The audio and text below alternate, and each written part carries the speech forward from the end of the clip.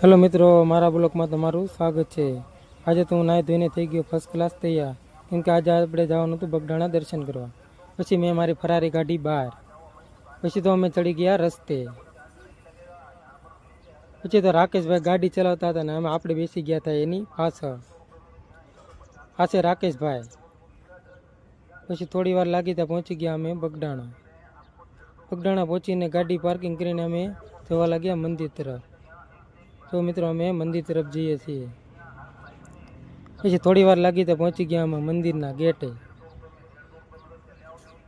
પછી અમે ગેટની અંદર ગયા હતા, બાપા સીતારામની આરતી ચાલુ હતી। પછી બધા મિત્રો અમે બેસી ગયા બાપા સીતારામની આરતીમાં। પછી આરતી પૂરી કરીને અમે બેસી ગયા ચા પીવા। ચા પીને અમે ગયા મંદિરે દર્શન કરવા। મિત્રો આજે પૂનમ હતી એટલે બગડાણામાં ટ્રાફિક બહુ હતી। પછી અમે પહોંચી ગયા મંદિરની અંદર।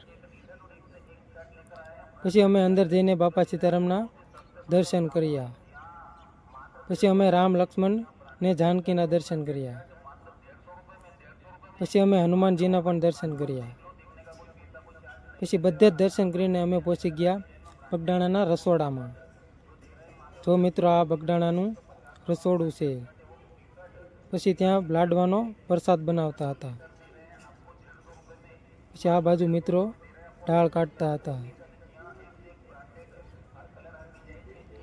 પછી આ બાજુ મિત્રો શાક ભરતા હતા।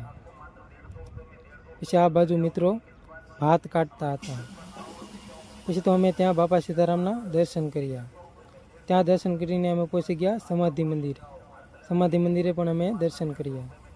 પછી અમે બેસી ગયા પ્રસાદ લેવા। પછી તો અમે બધા મિત્રોએ પ્રસાદ લીધી। પછી અમે પ્રસાદ લઈને પહોંચી ગયા મેળે।